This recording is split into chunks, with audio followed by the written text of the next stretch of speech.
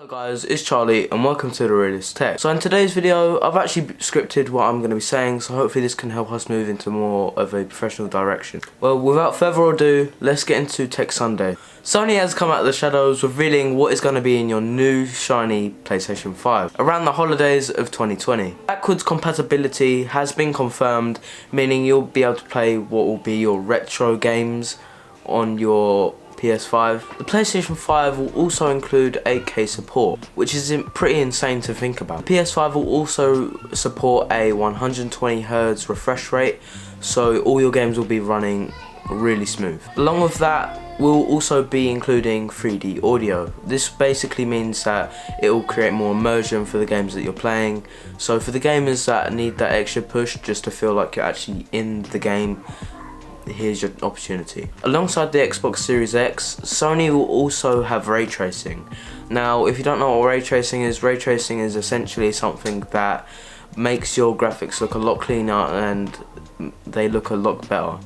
It's basically just a little bit above like great graphics, and then this is ray tracing, so it's basically the same. Essentially, it just makes it look a bit nicer. Also, Sony has announced that the PlayStation 5 will have SSD rather than HDD, and this basically means that your games will load much faster. They did it with the Spider-Man title on the PlayStation 4, and with the normal PlayStation 4 Pro, it took 25 seconds to load up the game, whereas with the PlayStation 5 it took 0.8 seconds.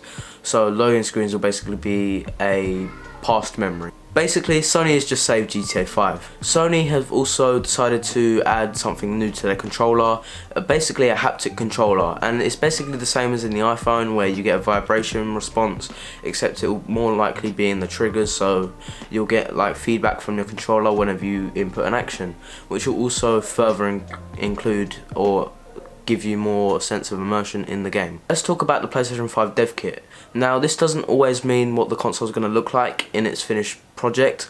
This is just more so developers can start to see what the console is going to be like when they develop their games for it.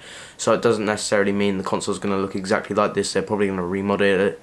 For example, I'll show you the PlayStation 3 dev kit compared to how the PlayStation 3 looks now, and you'll be able to tell the difference between how both of them play out, because it doesn't always mean that they're going to look exactly the same. It's just for developers, so it's not really that important. The PlayStation 5 dev kit was leaked by a company called Gizmodo. Now, I'm not entirely sure what they do, but they just reported on the subject, and there's a few tweets and photos I'm going to show you now just for proof. And yeah, well, that has been it, guys. Hopefully you did enjoy today's Tech Sunday.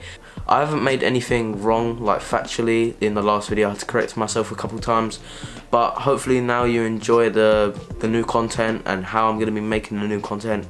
Nevertheless, it's been The Realist Tech and I'm out. Peace.